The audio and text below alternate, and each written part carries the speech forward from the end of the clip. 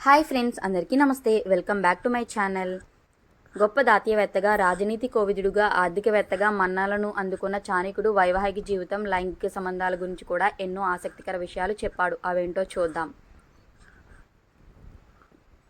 అర్థశాస్త్రంలో 8 రకాల వివాహాల గురించి చెప్పాడు చాణక్యుడు. బ్రాహ్మణ, యుక్త వయసు వచ్చిన తన కుమార్తెను తండ్రి తగు వరుడికి ఇచ్చి వివాహం చేయడం. ప్రజాపత్య, తండ్రి అనుమతి లేకుండా ఓ పురుషుడి ఓ స్త్రీని వివాహం చేసుకోవడం. ఆర్ష, వివాహమైన తర్వాత వరుడు 2 గోవులను వధువు తండ్రికిచ్చి పెళ్లిని శాస్త్రబద్ధంగా చేసుకోవడం. దైవపీఠం వద్ద తండ్రి తన కుమార్తెను పురోహితుడిగా వ్యవహరిస్తున్న వ్యక్తికి ఇచ్చేయడం. గాంధర్వ, ప్రేమికులు రహస్యంగా పెళ్లి చేసుకోవడం. అసుర, తండ్రి తన కుమార్తెను ఏదో ఒక ధరకు ఎవరో ఒకరికి ఇచ్చి పెళ్లి చేయడం.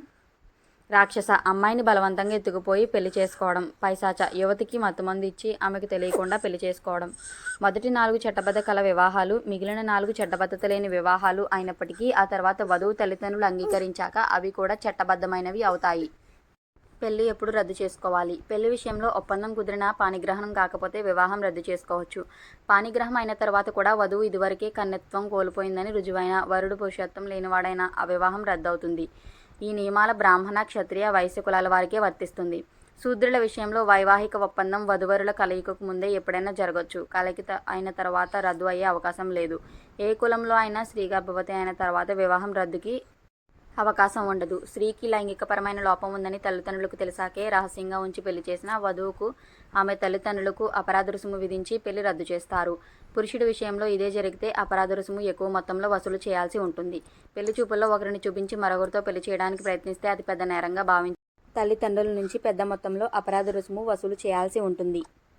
కౌటిల్యుడి కాలంలో రజస్వల అయిన బాలికకు 3 ఏళ్ల లోపు పెళ్లి జరిపించడం సంప్రదాయం. అలా చేయకపోతే బాలిక తండ్రి శిక్షార్హుడు.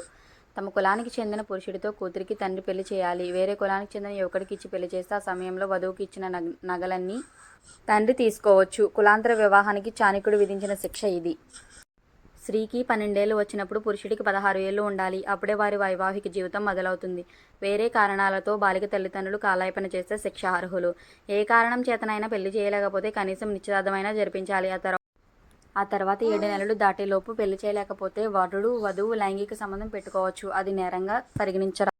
నిశ్చితార్థమైన తర్వాత ఏవేవో కారణాలు చూపి వరుడు వధువుని నిందిస్తే శిక్షార్హుడు.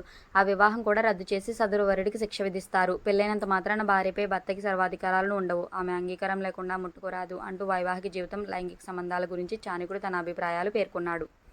Thanks for watching. Please subscribe to my channel. Don't forget like, share, comment.